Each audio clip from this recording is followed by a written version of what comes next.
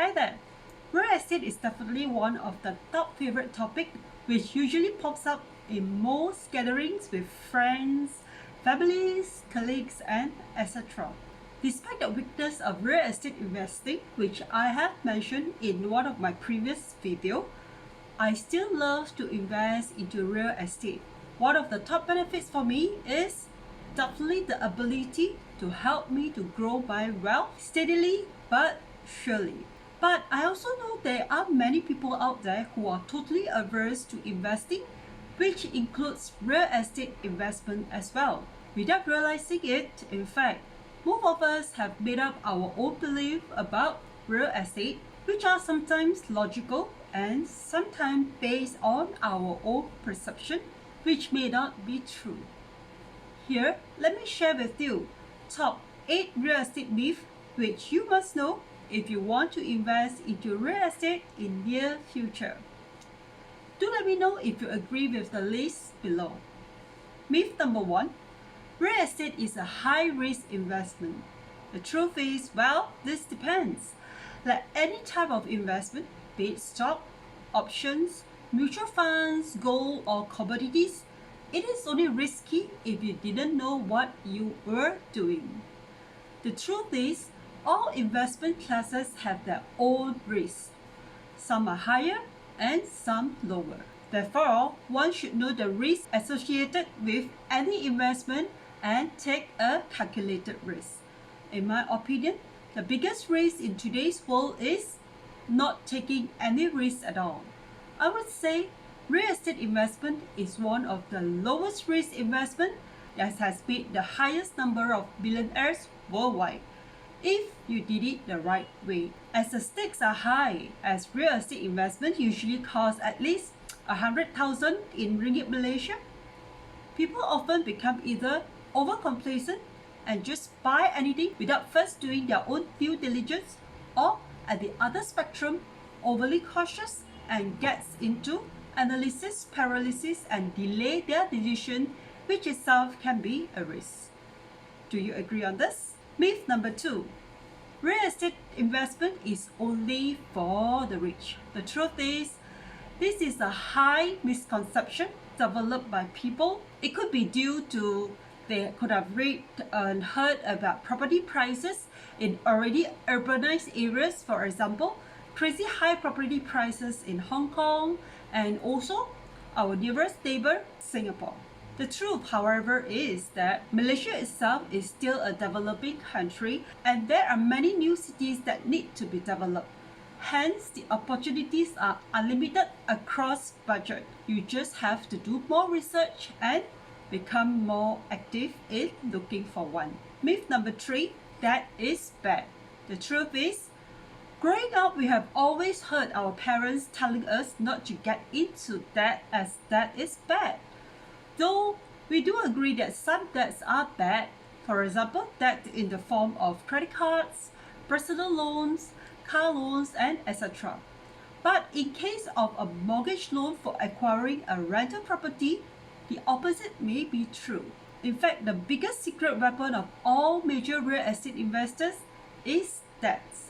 If you know how to use this weapon properly, you can achieve your targets in 5 years that otherwise would have taken you longer, like maybe 15 or 20 years or even more. Imagine what you could do over 20 years with the combined effect of debts and compounding. But again, I must stress, before you trust yourself into the real estate investing game, you must first learn the ropes and start small. For example, maybe if you were a newbie real estate investor, start by investing into property under ringgit Malaysia 100k. Learn the whole process from A to Z. Once you get familiar with the whole buying process and selling process and managing tenants process, if you think you still like the game, you may then slowly up your game by investing into higher prices good properties. Myth number 4. Real estate investment is bad. We must stay away. The truth is, one of the biggest tragedy of human is definitely being ignorant. Majority of us tend to have herd mentality. That is, we tend to follow the masses. And unfortunately, the masses are usually pessimistic on life and on almost everything, and that includes real estate investment. This group sentiment is in fact one of the biggest cause of all recession. On the other hand, do you know how world best investors like Warren Buffett made his big money? He does it by simply not following the masses. He will gear up his investment during a crisis like during recession, where he would get plenty of good assets selling at huge discount. The point is, instead of getting ourselves into our shell during a recession or a crisis, we should instead get excited and seize the good opportunity. Bad market always give us plenty of opportunities to enter the real estate market at a low price so that you can then sell it later, which in turn maximize your profit. Myth number 5. If the property is not close to city or central business district, it's not worth buying. Truth. Oh boy, this couldn't be further from the truth. Even think again. Chances are, property prices in or near CBD or city area may have already peaked and priced into the properties. I often hear my clients or others told me that they would only invest in properties located in Penang Island and that they would never invest in properties located in mainland. How wrong could they be? For me, I always like to invest into areas with upcoming big development centers where prices are reasonably low right now with a potential of big capital appreciation in future. And most of my properties investments which rate in the highest profit are never those located in Penang Island. In fact, my top performer investment properties are those located in mainland. Myth number 6. Finding a property below market rate is like hitting a jackpot.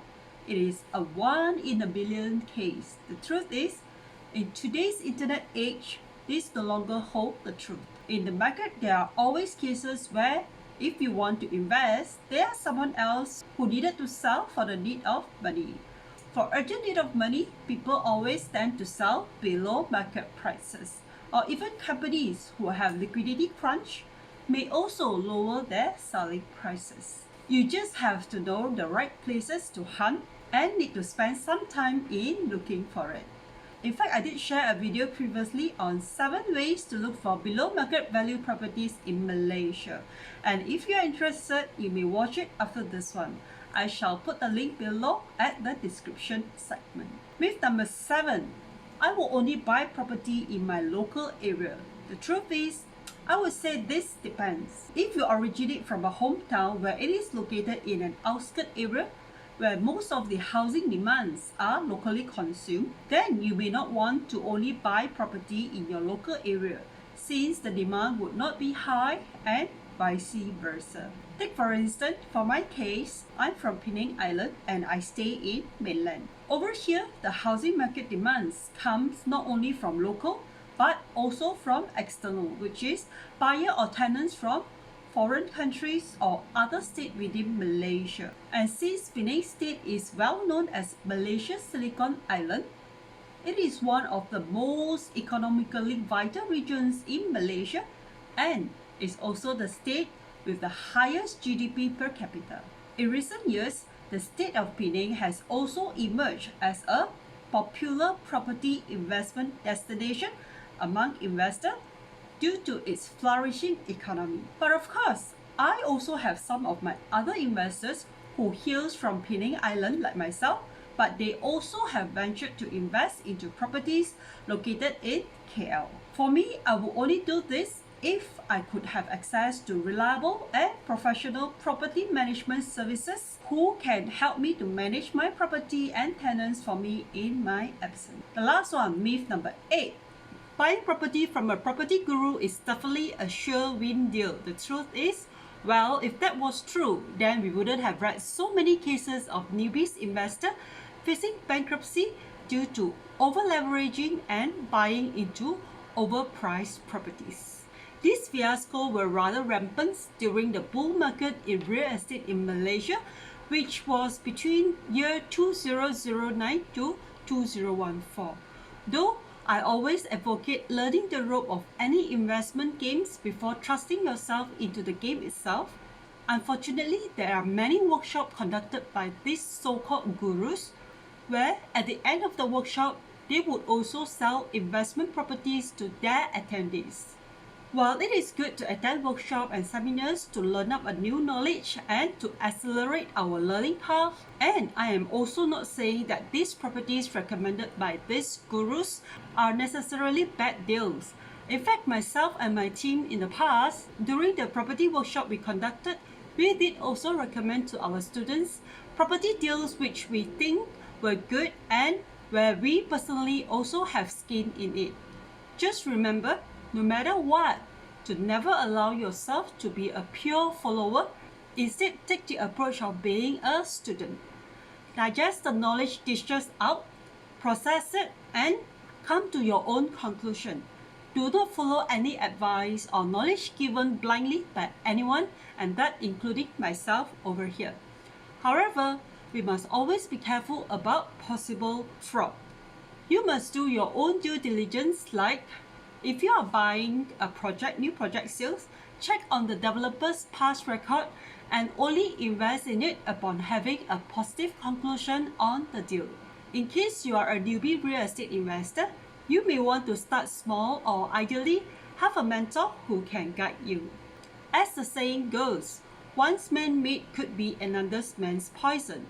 Similarly, an investment property may be suitable for some experienced investors where they may have deeper pocket, stronger holding power, and also more agile in coming up with contingency plan should their properties unable to get rented out or sold out as they had first planned it out. I do hope I have helped you to bust the top 8 list of real estate myths.